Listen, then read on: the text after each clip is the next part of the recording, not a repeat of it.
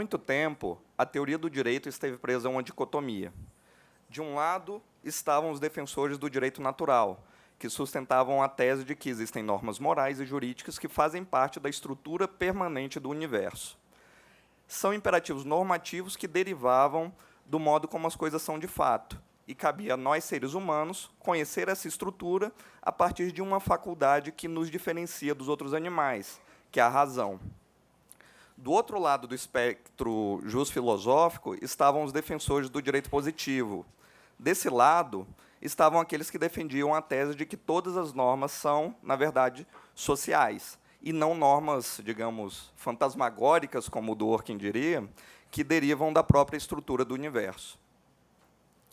Na verdade, até a modernidade, a maioria dos filósofos defendiam uma posição intermediária. Tanto existe o direito natural, quanto existe o direito positivo. Como exemplo disso, nós temos a teoria aristotélica, que, apesar de reconhecer que existe um direito natural, ele também dizia que sociedades particulares também têm normas próprias que se diferenciam de uma sociedade para outra. Também Platão defendia uma posição intermediária. De um lado estavam as normas do direito natural, associado à sua ideia de mundo ideal, e, de outro, existia um mundo positivo, associado ao mundo real das relações sociais. Na Idade Média, nós também poderíamos citar, por exemplo, Santo Agostinho, que fazia uma distinção entre a cidade de Deus, que replicava a estrutura platônica da cidade ideal, do mundo ideal, e, de outro lado, a cidade do homem, que era justamente o mundo do direito positivo. Mais tarde, já no século XI, São Tomás de Aquino também incorporava essa distinção entre direito natural e direito positivo e ainda incluiu uma terceira categoria, que seria o direito divino, ou, nas palavras dele, a lei divina, ou seja, eu teria o direito positivo, o direito natural e, acima dessa estrutura, a lei divina. Mas, na modernidade, tudo isso mudou. O discurso sobre a legitimidade passou de uma tentativa de fundamentar a validade do direito positivo em uma suposta estrutura de direito natural para uma tentativa de fundamentar a autoridade do direito diretamente no soberano. É o que a gente vê, por exemplo, na obra do Hobbes. Essa alternativa, contudo, padece de um problema fundamental. Afinal, a gente sempre pode perguntar, de onde vem a autoridade e a legitimidade do próprio soberano? E Locke, pensando sobre essa questão, além de Rousseau, que vocês podem ver aí, trouxeram os dois grandes princípios que solucionaram esse problema da legitimidade do direito. E eles estruturaram, a partir de então, a legitimidade do direito, das normas jurídicas, em cima de duas grandes estruturas, que é o respeito aos direitos naturais e, mais tarde, no século XX, aos direitos fundamentais, e, de outro lado, na própria soberania popular. Ou seja, a partir daí, a partir do século XVII, XVIII, a teoria dos direitos naturais começou a paulatinamente ser abandonada pela teoria jurídica em prol de uma legitimação fundada em um ideal de soberania popular. Já no século XX, e principalmente depois da Segunda Guerra Mundial, o direito natural passou a ser progressivamente abandonado como fundamento da racionalidade jurídica. A teoria jurídica e constitucional passaram paulatinamente a sustentar a legitimidade do direito com base na soberania popular e substituir o direito natural por uma ideia de direitos fundamentais. Daí, por exemplo, a gente poderia citar o Habermas, que afirma que a legitimidade do direito se sustenta na co-originalidade entre direitos fundamentais e soberania popular. Isso tudo, essa breve reflexão histórica aí, nos leva a uma conclusão parcial, que parece que talvez não exista espaço para uma reflexão séria sobre direitos naturais na teoria jurídica contemporânea. E eu pretendo trazer aqui um pouquinho de desconforto em vocês com relação a essa conclusão e trazer alguns indícios e alguns motivos para acreditar que ainda é possível continuarmos a sustentar uma teoria do direito natural, desde que nós incorporemos na teoria jurídica contemporânea algumas descobertas de outras ciências. Por exemplo, a etologia, a psicologia, a antropologia, a economia, a neurologia e várias outras ciências. E essas pesquisas mostram que nós, humanos, temos uma capacidade especial para refletir sobre normas sociais. Nosso cérebro tem uma arquitetura inata, intrínseca a ele, que, entre outras capacidades, ela tem a de lidar com questões normativas. Ou seja, intuitivamente, muitas vezes, sem muita reflexão, nós sabemos o que é certo e o que é errado. E isso deriva de uma estrutura psicológica que tem uma longa história evolutiva e que pode ser observado tanto em crianças pequenas, que já mostram uma capacidade intrínseca de refletir sobre questões morais e sociais de maneira geral, quanto até em outros animais, como nós veremos a seguir, até chimpanzés, bonobos, cães, baleias, têm alguma capacidade de reflexão sobre o sentido da relação com o outro. Meu objetivo, então, é explorar um pouquinho dessas pesquisas para tentar sustentar que talvez nós tenhamos abandonado cedo demais as teorias do direito natural, e que, se unirmos essas pesquisas com a teoria jurídica, nós teremos uma capacidade de reflexão muito maior sobre o fenômeno jurídico. Mais especificamente, e aí eu acho que a coisa vai ficar mais interessante para vocês, eu também pretendo discutir aqui algum impacto dessas pesquisas para desvendar um pouco sobre como os senhores juízes, de fato, julgam.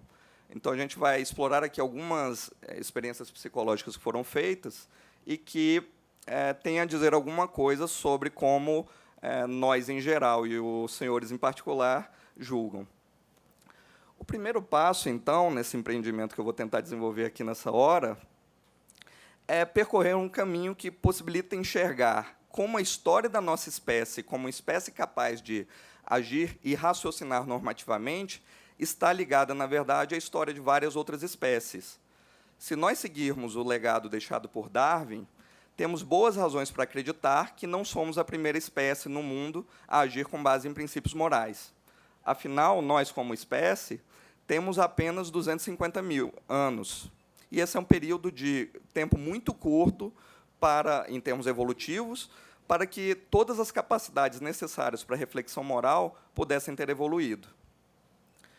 Então, meu ponto de partida aqui é a ideia de que, para a gente descobrir o que, de fato, nós temos de tão especial em termos de reflexão moral, nós temos que estudar, na verdade, como os outros animais se comportam e se podemos descrever o comportamento deles a partir de princípios normativos específicos. Nesse sentido, essas pesquisas em etologia, que é a ciência que se dedica a estudar o comportamento animal, são profundamente importantes. E o que é que elas dizem?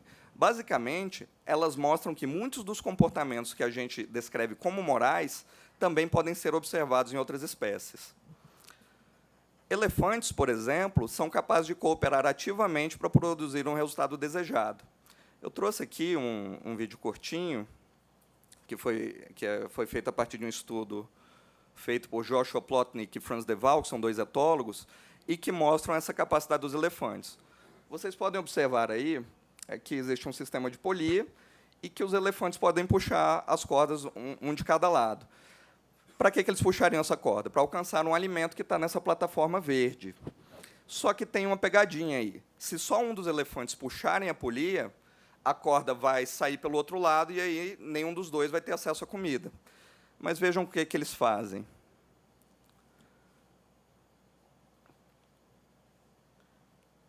Eles descobriram que, para ter acesso ao alimento, eles precisam puxar conjuntamente essa polia. E o mais interessante é que eles descobriram isso rapidamente. Não foi algo treinado, algo que os pesquisadores treinaram neles. Foi algo que eles descobriram sozinhos que deveriam fazer para ter acesso àquela comida. Isso mostra que existe um instinto de cooperação trabalhando aí.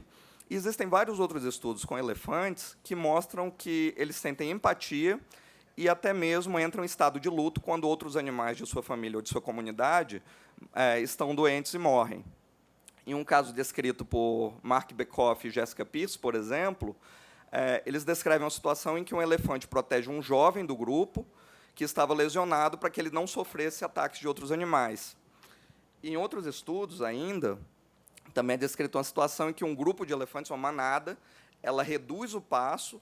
Por quê? Porque alguns indivíduos estão velhos e feridos ou são muito lentos para acompanhar o passo normal da manada, e, por isso, eles reduzem a velocidade. Só que, ao fazer isso, eles expõem o grupo inteiro a risco de ser atacado por outros animais, né? Então, mostra aí que eles tem algum tipo de empatia, de cuidado para evitar que os indivíduos mais lentos ou mais frágeis morram. E, com isso, eles arriscam todo o grupo para preservar a vida desses indivíduos.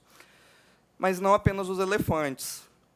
As baleias também são famosas por mostrar empatia tanto com outras baleias quanto mesmo com outras espécies de animal. Por exemplo, uma pesquisa recente publicada na National Geographic mostra um estudo de caso em que baleias jubarte, essas que são as mais comuns, né, protegiam focas e baleias dos ataques de baleias orca. Ou seja, elas mostravam um comportamento empático não apenas com outras baleias jubarte, mas também com outras baleias e mesmo com outras espécies de animal, como as orcas. E para o pesquisador que elaborou esse estudo, o Lori Marino, essa é uma evidência importantíssima de demonstração de empatia entre as baleias.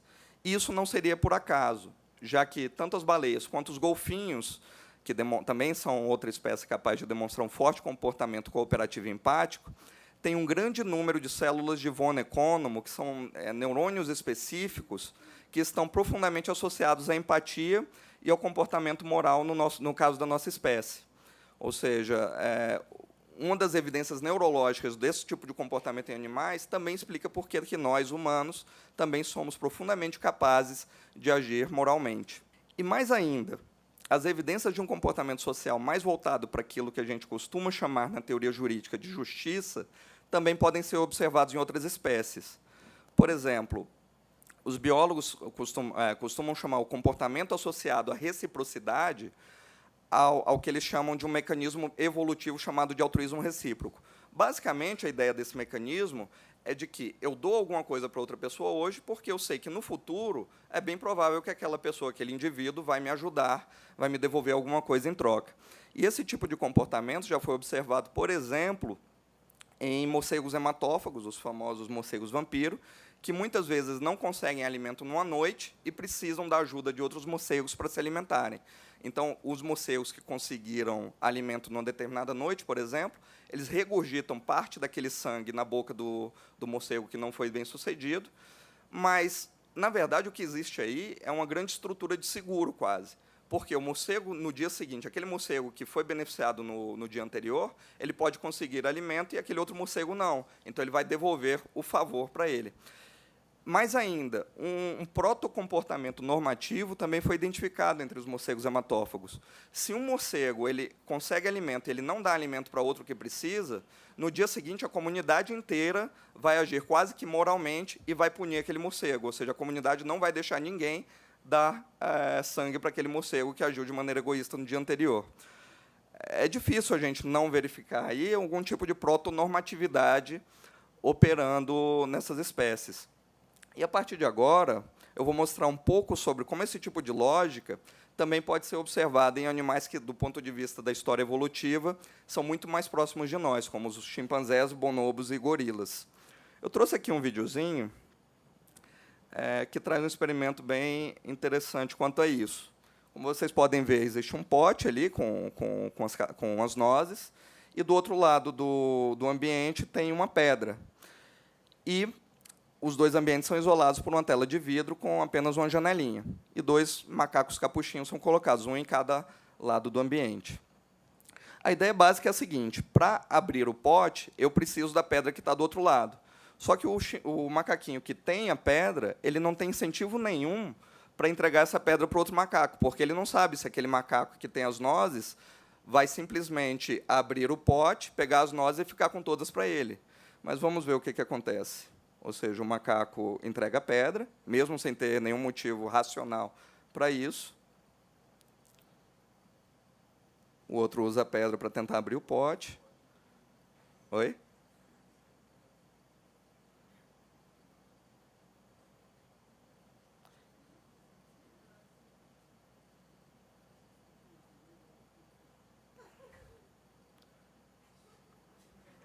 O outro está preocupado, já pega a pedra de volta, né?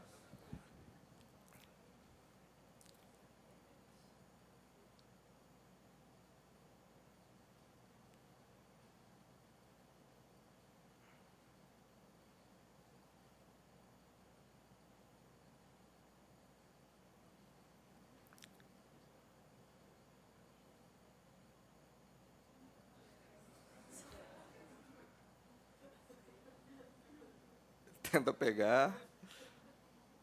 Mas vejam o que acontece. O macaco ele vai e entrega alguns das nozes para eles. Mas o mais importante aqui é o fato de que as nozes foram divididas à razão de 50%, ou seja, cada macaco ficou com metade delas. E isso é algo que não seria esperado se eles fossem absolutamente egoístas, porque ele poderia simplesmente ter dado uma noz e pronto, ou então podia não ter dado nenhuma, ele não tinha nenhum motivo para devolver aquilo. Mas o que a gente viu foi isso daí, né? Esse modo de enxergar as relações sociais, ou seja, dividir as coisas igualmente, está, de acordo com essas pesquisas, estruturado sobre uma outra capacidade que também os primatas têm, que é a de se insurgir contra o tratamento desigual. Vamos ver aqui um outro experimento para ver como é que isso ocorre, que também foi feito pelo mesmo etólogo, que é o Franz de Waal. Nesse experimento, o pesquisador dá uma ficha para o macaco e o macaco pode trocar essa ficha por um alimento. Inicialmente, ele dá amendoim para ele. Só que existe um outro macaco que também vai trocar essas fichas, só que, ao invés do amendoim, ele ganha uvas, que é um alimento que o macaco gosta muito mais do que amendoim. Mas veja o que acontece. Ele começa a ficar irritado, porque ele está vendo o outro ganhando uva enquanto ele ganha amendoim. E, progressivamente, e aí ele vai vendo o outro ganhando mais uvas, e mais uvas, e mais uvas, enquanto só sobra amendoim para ele. Vamos ver a reação dele.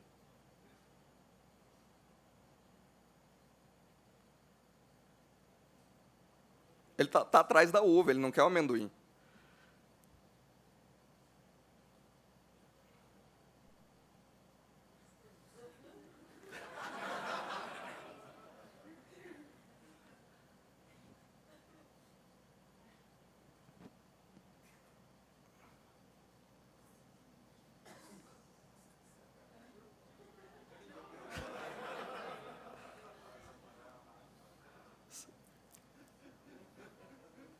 Vocês veem que é quase uma briga por isonomia salarial, né?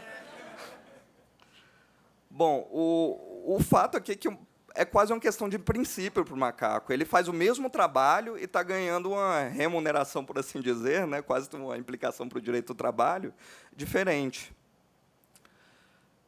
Agora eu quero explorar outras questões relacionadas a como esse tipo de estudo traz impactos para que nós possamos compreender a própria racionalidade humana e os pressupostos morais que estão implícitos em nossa mente. Alguns estudos antropológicos têm mostrado que esse mesmo tipo de comportamento de aversão à desigualdade também pode ser observado em nossa espécie. Nós também somos profundamente avessos à desigualdade, ainda que muitas vezes vivamos em sociedades profundamente desiguais.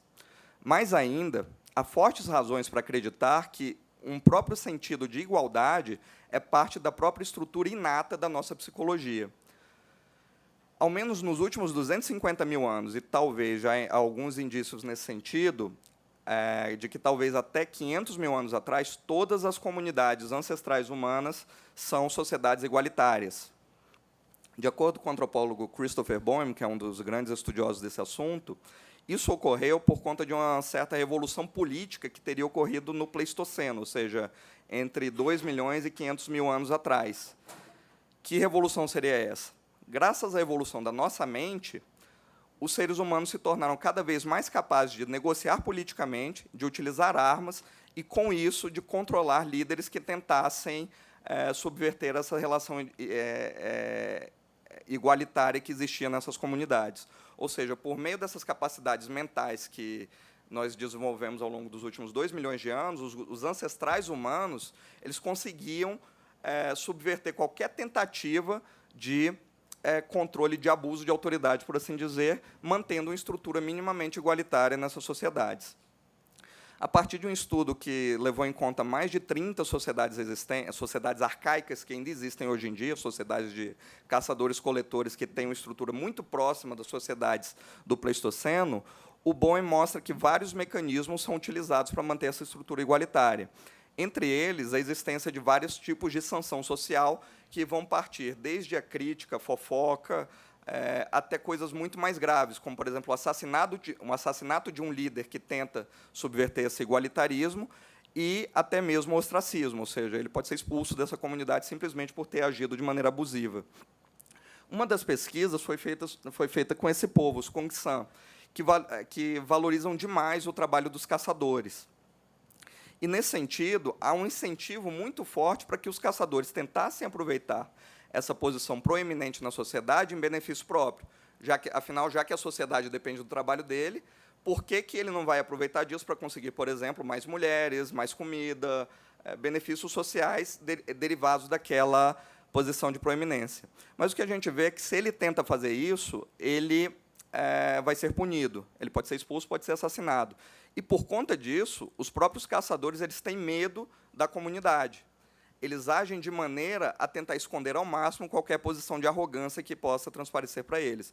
Então, eles começam a fazer chacota de si mesmos, eles começam a dizer que eles conseguiram, que eles são bons caçadores por sorte, que eles são bons caçadores por causa do trabalho em grupo da equipe. É quase que um discurso de jogador de futebol, né? O time está bom, o time é bacana, tal, ele fez lá 3 gols, mas isso não é o importante. Mas isso é porque é o receio de que a sanção social acabe levando ele a sofrer bastante. E, de acordo com Boehm, esse tipo de controle social está na raiz do comportamento igualitário humano. Salvo algumas condições muito específicas que começaram a surgir nos últimos 5.000 anos, as comunidades humanas não toleram nenhum tipo de subversão desse tipo de igualitarismo. De acordo com Boehm, e essa é a tese forte dele, o fato de as sociedades humanas terem vivido em condições igualitárias nos últimos, pelo menos, 250.000 anos a 500.000 anos, é um indício forte de que, na verdade, essas comunidades acabaram levando a uma pressão evolutiva para que nossa própria psicologia se tornasse igualitária ao longo do tempo. E, por isso, que nós temos uma predisposição, que talvez esteja, há indícios disso, enraizada na nossa genética de termos uma psicologia bastante igualitária. E essa predisposição pode ser observada, por exemplo, entre crianças. Gostaria que vocês observassem aqui um outro vídeo, que é parte de um estudo feito pela organização Action Against Hunger, que fez um estudo com 20 crianças divididas em 2 duplas, em que a pesquisadora oferece 2 pratos para elas e diz: não, podem comer porque depois a gente conversa. Vamos ver o que acontece. A pesquisadora se retira.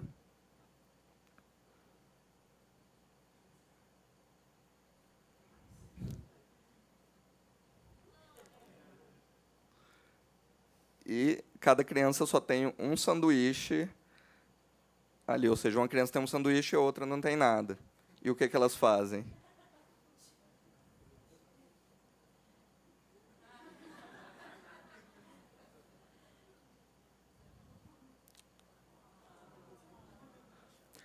O resultado aí é que, em 100% dos casos, as crianças dividiram o sanduíche.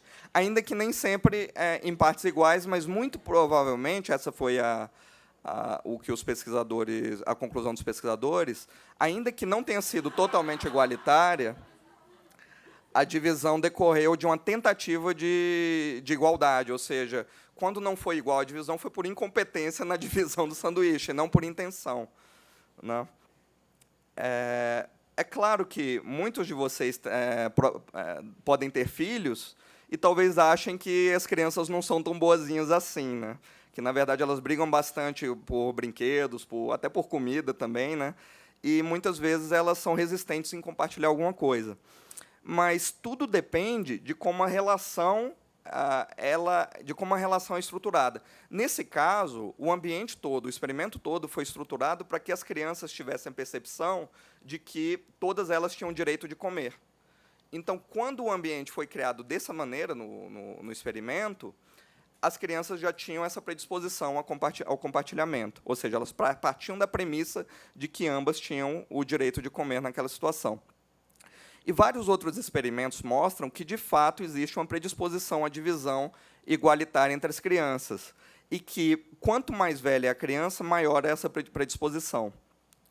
O psicólogo Paul Bloom, que é o autor desse livro, que é um livro bem interessante para quem quiser se aprofundar nessas questões, ele acredita que isso ocorre, ou seja, com maior idade, as crianças tendem a ser mais igualitárias, porque algumas estruturas cerebrais responsáveis pelo autocontrole se desenvolvem mais. Ou seja, não é que as crianças mais novas não tenham um impulso igualitário, é que elas não conseguem avaliar direito e encontrar um equilíbrio próprio entre impulsos egoístas e impulsos igualitários. Então, é muito possível que essa balança, uma hora descambe para um lado ou uma hora descambe para o outro. Quando as crianças se tornam mais velhas, esses impulsos eles são mais ajustados, de modo que elas tendem a ter um autocontrole muito maior e aí acabam mostrando um igualitarismo maior do que crianças mais jovens. Esses experimentos, na verdade, mostram que existem na nossa psicologia algumas disposições cognitivas que nos predispõem a agir de modo moral. É o que eu chamo, na minha pesquisa, de uma mente normativa. Nós temos um cérebro capaz de compreender normas sociais e de tomar decisões com base nelas. A gente poderia, inclusive, dizer que o cerne dessas predisposições constituem aquilo que a filosofia do direito sempre chamou de direito natural. São predisposições normativas que estão presentes em todo ser humano e que estão na raiz de toda e qualquer manifestação do direito, na medida em que refletem a própria estrutura da nossa racionalidade. Além do igualitarismo, essa arquitetura cognitiva que está pressuposta na nossa mente tem alguns outros elementos, como, por exemplo, a predisposição à cooperação, especialmente com aqueles que fazem parte de nossas famílias, que é algo, inclusive, que o Tomás de Aquino tinha identificado como parte do direito natural. Nós temos também uma predisposição ao altruísmo e a nos engajar em relações recíprocas. E também temos uma tendência a observar as normas da comunidade e também de punir quem não as observa, como o caso do morcego vampiro a que eu me referi antes. E algumas pesquisas em neurologia confirmam essa minha percepção de que nosso cérebro tem uma estrutura equipada com mecanismos que o tornam capaz de raciocinar normativamente. E se a gente parar para pensar, na verdade, a própria história da neurologia como ciência, ela começou com estudos que procuraram encontrar mecanismos mentais, uma causação mental do comportamento moral. O caso pioneiro, por exemplo, é o do ferroviário inglês Phineas Gage, e aí vem o direito do trabalho de novo, né, que, em 1848, sofreu um acidente enquanto trabalhava em uma ferrovia. Ele foi trespassado com essa barra que ele está segurando aí, com a barra de ferro, e ocorreu uma lesão profunda no que se descobriu depois, é o córtex pré-frontal ventromedial. Essa estrutura, essa imagem aqui à esquerda, ela mostra um exame de ressonância magnética que foi feito usando o crânio dele, foi responsável por uma mudança profunda no comportamento do Phineas Gage. Antes ele era uma pessoa afável, gentil, cumpridora dos seus deveres, e depois dessa lesão ele se tornou um verdadeiro canalha. Traía a esposa, não cumpria com suas obrigações, se tornou uma pessoa profundamente amoral. Ou seja, ele não tinha nenhum parâmetro de normatividade, de moralidade com o qual seguir, a partir do qual ele poderia estruturar suas ações.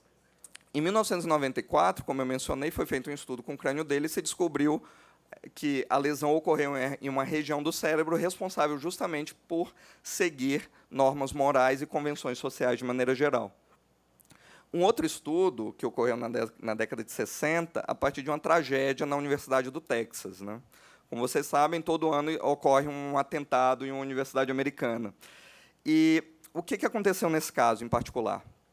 Em 1963, Charles Whitman, que foi o assassino, por assim dizer, ele começou a ter uma mudança profunda no seu comportamento. Ele era um cidadão comum, era cumpridor dos seus deveres, assim como Phineas Gage.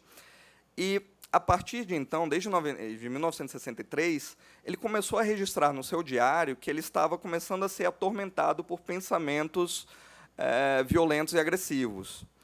A partir de então, ele começou a tratar mal a esposa. Ele era uma pessoa que a esposa e os amigos sempre viram como uma pessoa boa. Mas ele começou a agredir a esposa, ele sofreu uma sanção disciplinar na Marinha, quase foi expulso da Universidade do Texas, e até que, em 1966, ele subiu na torre da universidade, com arma de fogo, atirou e matou 14 pessoas e deixou 31 feridas até que ele foi abatido. Mas o caso curioso aqui, nessa tragédia, é que ele deixou um pedido no seu diário, de que ele sabia que ia cometer aquele atentado, mas não conseguia controlar seus impulsos, e ele gostaria que seu cérebro fosse estudado. E, realmente, fizeram a autópsia dele, depois dessa tragédia, e encontraram um tumor gigante em uma região do cérebro responsável pelo autocontrole dos impulsos, que afetou o hipotálamo e a amígdala dele. Ou seja, a tragédia pode, de uma maneira meio macabra, ser explicada com base em um fundamento neurológico. E há algumas outras evidências que indicam as bases neurológicas do comportamento moral humano. Os psicólogos George Moll, Joshua Green e Jonathan Haidt, por exemplo, o George Moll, inclusive, é um brasileiro, publicaram em 2007 um estudo em que eles correlacionaram várias regiões do cérebro a comportamentos tipicamente normativos. Por exemplo, o córtex pré-frontal ventromedial, a amígdala, o córtex cingulado anterior são algumas das regiões do cérebro que foram identificadas. Aí vocês podem ver um resuminho dessas regiões e do tipo de comportamento que estão associados a elas. Mas é interessante mostrar que essas pesquisas chegaram ao cúmulo de verificar como pessoas que têm lesão ou um desenvolvimento ruim, por exemplo, do córtex cingulado anterior, elas tendem a ser mais agressivas, e, a partir de um estudo com a comunidade carcerária lá nos Estados Unidos, não lembro exatamente qual foi a prisão, mas eles fizeram um estudo com o cérebro de vários presos e fizeram uma projeção. Olha, esses presos aqui têm uma propensão maior a cometer reincidência em crimes do que esses outros que têm um desenvolvimento adequado, digamos assim, do córtex cingulado anterior. E a margem de acerto foi de 90%. Ou seja, isso mostra como esses estudos têm alcançado algum tipo de conhecimento quanto ao modo como nosso cérebro funciona. É claro que vocês devem estar meio assustados aqui com o caso do Lombroso, né? Mas minha intenção aqui não é mostrar e nem pleitear que as políticas públicas devem ser estruturadas de modo a iniciar a persecução penal de ninguém. A ideia aqui é que compreender melhor como os nossos processos neurológicos funcionam vai nos dar uma compreensão melhor de como nós podemos refletir sobre o direito e mesmo sobre as políticas públicas. Afinal, se a gente identificar que uma pessoa é criminosa porque tem uma lesão no cérebro, tem um desenvolvimento no cérebro, talvez o próprio sistema penal vá ter que se adequar para dar um tratamento adequado para esse caso, e não simplesmente jogar essa pessoa na cadeia e esperar ela reincidir novamente depois que cumprir a pena, né? Talvez seja uma maneira de a gente ponderar essas questões para refletir sobre qual o melhor tratamento, até penal, para dar esses casos. Agora eu vou me caminhando para a parte final da exposição, que diz respeito ao modo como essas pesquisas têm ajudado a gente a compreender como as pessoas julgam e, mais especificamente, como vocês vão ver, vários experimentos têm sido feitos com juízes para tentar identificar se eles são tão racionais quanto a teoria jurídica supõe, né? Bom, vocês já devem ter ouvido falar dessa frase, né? O direito é o que os juízes comeram no café da manhã. Vocês já escutaram isso? Na faculdade, talvez ali na introdução ao direito? Bom, era uma frase bastante em voga no início do século XX, porque foi uma caricatura da escola que veio a ser conhecida como escola realista do direito, que era uma escola que dizia, basicamente, que o direito era o resultado de vários fatores, e não apenas da razão dos juízes. Então, eles diziam que circunstâncias econômicas, sociais e a própria percepção do juiz, os sentimentos, as paixões, os impulsos deles, são fatores que deveriam ser levados em conta para explicar o funcionamento do direito. E essa teoria veio a ser criticada justamente com base nessa caricatura, que dizia que essa teoria defendia que o direito é o que os juízes comeram no café da manhã. Pois bem, em 2011, pesquisadores de Israel e dos Estados Unidos testaram essa tese para verificar quais eram os fatores que estavam em jogo para causar uma determinada decisão judicial. Eles projetaram, então, um experimento em que eles isolaram mais de 1.000 decisões judiciais sobre pedidos de livramento condicional da pena, a fim de descobrir qual era a variável mais importante naquelas decisões. Que variáveis eles analisaram? A origem étnica do réu, a gravidade do crime, o grau de reincidência dos réus, o grau de periculosidade que teria sido aferido em exame psicológico, enfim, foram vários fatores examinados. Mas eles descobriram que a variável mais significativa das decisões não era nenhuma delas, e sim o momento do dia em que a decisão foi tomada. Se a decisão era tomada no início da manhã, por exemplo, ela tendia a ser mais benéfica. E, à medida que o dia ia passando, e o juiz ia ficando mais cansado, com fome, etc., as decisões se tornavam progressivamente mais graves e menos pedidos de livramento condicional eram concedidos. Depois que era feita uma pausa para o almoço ou para um lanche, o mesmo padrão se repetia, ou seja, quanto mais próximo desse intervalo a decisão era tomada, mais benéfica para o réu ela era. E quanto mais longe desse momento ela estava, e o juiz estava mais cansado, mais faminto, mais danosa, mais gravosa ela se tornava. E o experimento mostra que, na verdade, a racionalidade judicial está sujeita a vários fatores extrínsecos que, muitas vezes, a teoria jurídica simplesmente desconsidera. Alguns estudos psicológicos pioneiros feitos por esses dois sujeitos aí, o Daniel Kahneman, que inclusive foi Prêmio Nobel de Economia em 2002, e o Amos Tversky, mostram que o funcionamento do nosso cérebro é estruturado também, não apenas de maneira racional, mas também a partir de alguns vieses, que são disposições cognitivas a tomar decisões rápidas e que não necessariamente são as mais corretas. Por meio de vários experimentos, eles demonstraram que tanto leigos quanto especialistas cometiam erros sistemáticos porque estavam sujeitos à ação desses vieses na sua psicologia. São centenas de vieses que existem, né, mas eu vou dar aqui ênfase a alguns específicos. Mas, em geral, por exemplo, um deles, as pessoas padecem de excesso de confiança, normalmente, em relação às crenças que elas já sustentam. Então, quando eu vou avaliar uma situação e eu vejo uma pessoa que adota uma crença oposta à minha, eu tento a me fechar nas minhas próprias crenças, ao invés de me abrir para um diálogo produtivo com o outro e verificar quem tem efetivamente razão, né? Isso afeta, por exemplo, discussões de Facebook. Quem tiver Facebook aí já deve ter observado isso, né, que as pessoas começam apenas a replicar suas próprias crenças sem refletir adequadamente com os comentários que são colocados ali a partir de outros pontos de vista. Mas uma possibilidade explicativa para esse fenômeno é o viés, é o que foi chamado por esses pesquisadores de viés de confirmação, que é a nossa tendência de procurar sempre informações que confirmam nossas crenças iniciais e deixar de lado informações que as contrariam. Um outro viés importante é o viés conformista, que é a tendência que nós temos de adotar um comportamento de manada. Isso a gente vê pra caramba no mercado de ações, né? Ou seja, começa uma crise, uma pessoa vende ação, outra pessoa vende ação, daqui a pouco o mercado inteiro está vendendo. Por quê? Simples comportamento de manada. Às vezes nem é racional tomar aquela decisão no momento. Pois bem, alguns pesquisadores fizeram experimentos com juízes para verificar se esses vieses os afetavam. Nesse primeiro experimento, foi testado um viés específico, que é chamado de ancoragem, e que diz respeito à tendência que as pessoas têm de, quando elas estão avaliando uma situação em que elas precisam fazer estimativa numérica, elas vão se ancorar em qualquer elemento que o ambiente dá a ela que pode ajudar nessa decisão. Por exemplo, vamos decidir um número de loteria. Que número eu vou botar lá no bilhete de loteria? Aí, de repente, eu olho para uma placa e eu vejo lá 60. E essa placa não tem nada a ver com o que eu estou tentando decidir ali naquele momento, mas aí eu vou e tomo uma decisão e marco o número 60 ou 55, um número próximo àquela âncora que foi me colocada pelo ambiente. Pois bem,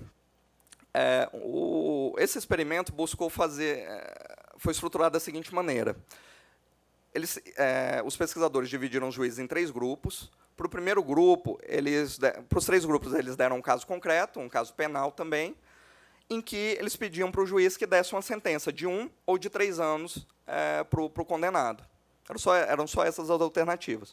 Para o primeiro grupo, eles pediram para os juízes, antes de proferir a decisão, de escutarem um jornalista. E o jornalista daria uma indução sobre que, claro que isso eles não sabiam, né, mas o jornalista daria uma indução sobre que pena deveria ser aplicada. Para o segundo grupo, era um promotor que fazia esse papel. Então, o juiz, antes de decidir, tinha que escutar o promotor, que daria um indicativo, se a pena deveria ser mais alta ou mais baixa. E o que eles encontraram foi uma correlação profunda entre a indução que o jornalista ou que o promotor dava e o resultado final que o juiz dava no processo. Pior, para o terceiro grupo, que era o grupo de controle, eles não colocaram nenhum jornalista e nem um promotor. O que eles fizeram foi um teste com dados. Pegaram dados, esses dados de jogo de tabuleiro, e jogavam na frente do juiz. O juiz tinha que olhar o resultado dos dados e depois dar a sentença. E, novamente, eles encontraram uma correlação positiva entre o número que saía no jogo de dados e a decisão que era proferida pelo magistrado. Isso tudo mostra que esses vieses influenciam bastante a tomada de decisões judiciais. Bom, um outro viés que foi testado por esses experimentos é o viés de estrutura, que basicamente diz o seguinte: o modo como nós tomamos uma decisão sobre uma situação concreta depende de como ela é apresentada para a gente. Se é apresentada, por exemplo, a situação como uma opção entre duas opções de ganho, eu tendo a ser mais cauteloso. Eu tento assegurar um ganho certo, ao invés de procurar um ganho que pode ser até maior, mas que é incerto. Se eu estou numa posição em que eu vejo uma estrutura, ainda que seja idêntica à primeira, mas que é uma estrutura de perda, eu vou tender a ser o quê? A arriscar.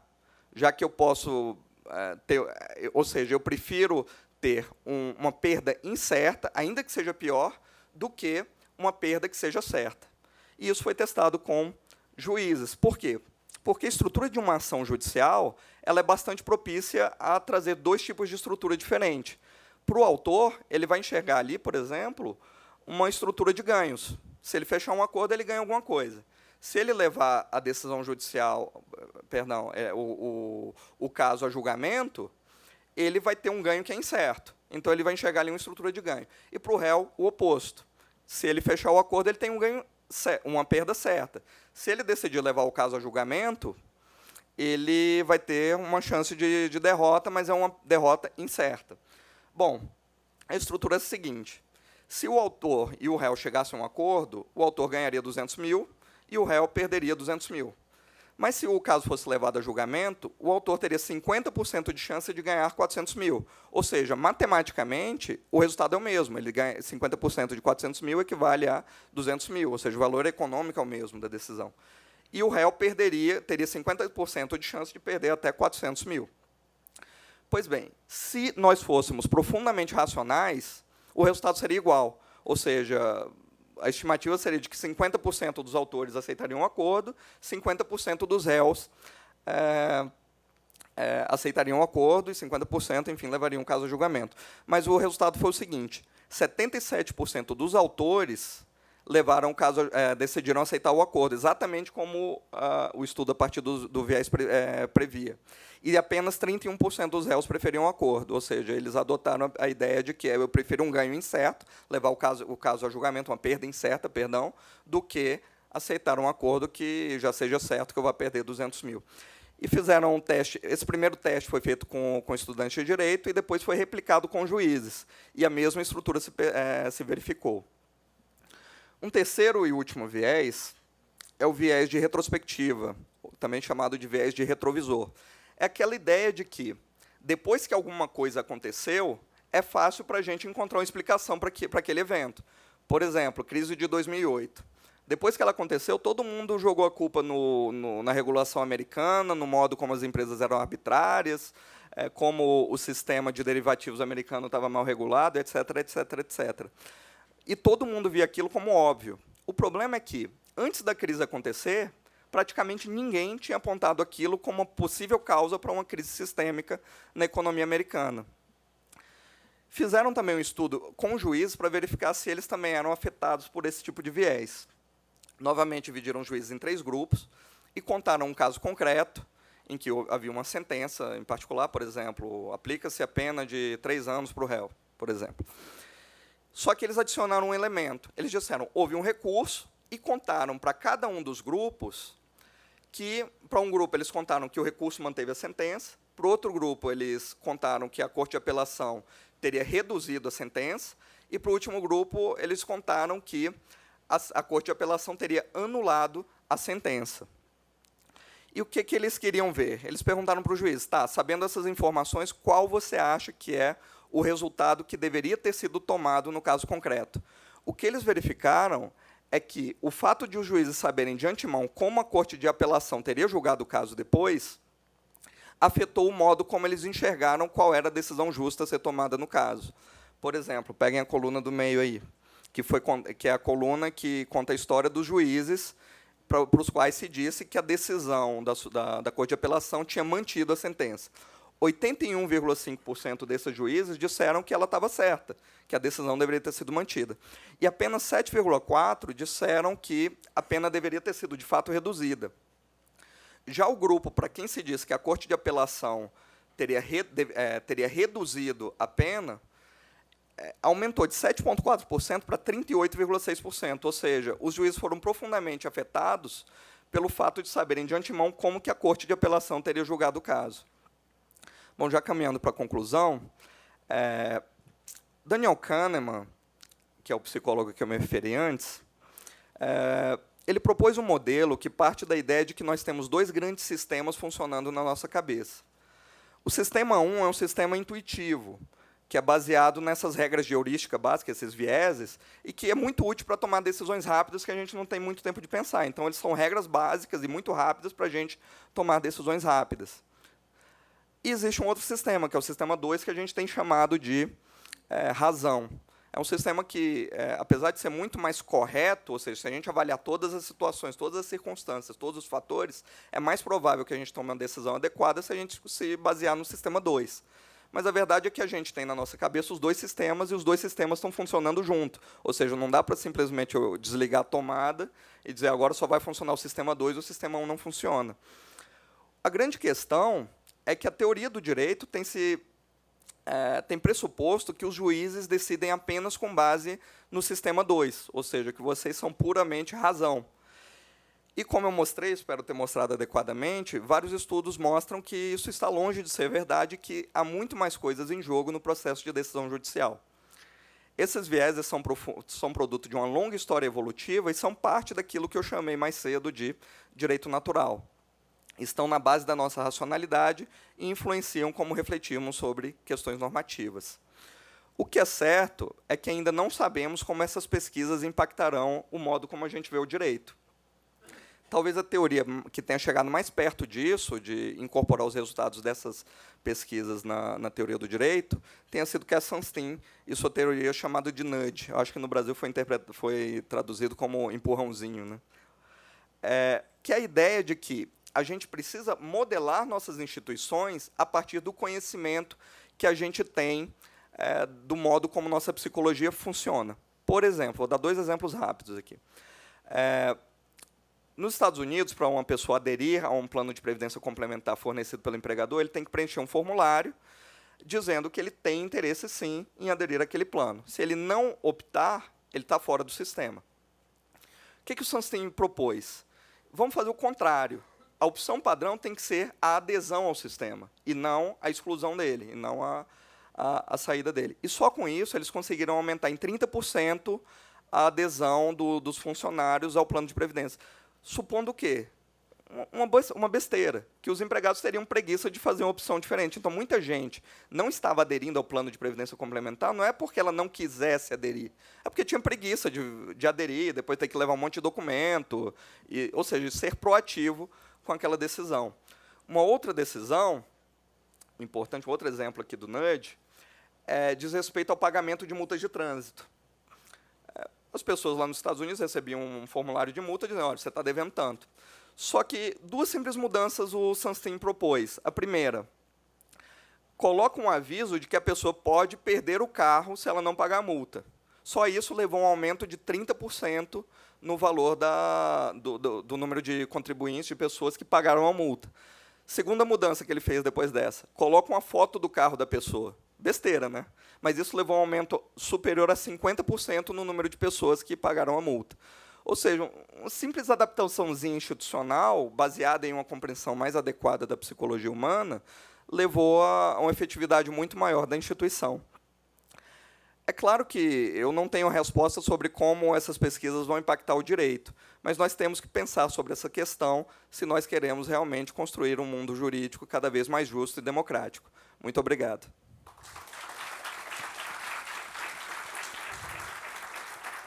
Estou à disposição para perguntas também, se ainda tivermos tempo, né? Professor, nós temos muitos embates em audiência, né? E do que o senhor falou desses elementos que ancoram as nossas decisões, o senhor acha que é prudente se esperar para julgar o caso? Porque às vezes a gente termina a audiência, fica lembrando de alguns embates, isso pode influenciar? Como o senhor vê isso no processo de decisão? É claro que, para mim, do ponto de vista externo, é mais fácil comentar, né? Quem está de fora e não está lá fazendo audiência é complicado. Mas eu imagino que, numa audiência, e é natural, as pessoas sentem empatia por uma parte, sentem antipatia por outra. De repente, a parte faz uma alegação, você já começa a pensar, putz, isso é mentira. O cara já está jogando um caô. E é claro que esse tipo de coisa vai afetar se você, em seguida, prolatar a decisão. Mas é claro também que muitas intuições que são derivadas ali da audiência também são importantes para uma decisão mais adequada, né? É difícil você dizer, a partir desse tipo de teoria, o que o juiz deveria fazer. Mas, de repente, manter um certo espaço, talvez de um dia, para tomar a decisão, pode ser uma saída adequada. É claro que cada um também tem uma mente diferente. Tem gente que vai conseguir tomar uma decisão imparcial logo em seguida. Já tem gente que não, que se tomar uma decisão ali no calor, já vai tomar uma decisão enviesada, né? Então, é claro que vai aparecer recomendação de livro de autoajuda, mas é importante que a pessoa também se conheça, que o juiz se conheça pessoalmente, para saber que tipo de decisão ele vai tomar. Se vai tomar uma decisão imediata ou se vai esperar um pouquinho mais, né? Obrigado. Professor, diante dos seus conhecimentos, além da razão, é bom que o juiz faça um lanche antes de decidir. Eu até pensei, quando eu estava falando daquilo, essa, inclusive, foi uma recomendação do estudo, né? Essa, inclusive, foi uma recomendação do estudo que os pesquisadores fizeram, de que, digamos, a cada 2 horas e meia seja feita pelo menos uma pausa para descanso. Ali uns 10 minutos que seja, nem que não seja para comer, mas, de repente, só dar uma descansada, uma espairecida, talvez seja um indicativo importante. É esse tipo de... O que eu acho importante mostrar é que esse tipo de pesquisa não é para mudar o direito inteiro, não é para isso que elas servem, mas simplesmente para a gente fazer ajustes pontuais que, de repente, levem a uma eficácia muito maior das instituições, né? Mais alguém? Então, muito obrigado pela audiência e boa sorte na carreira.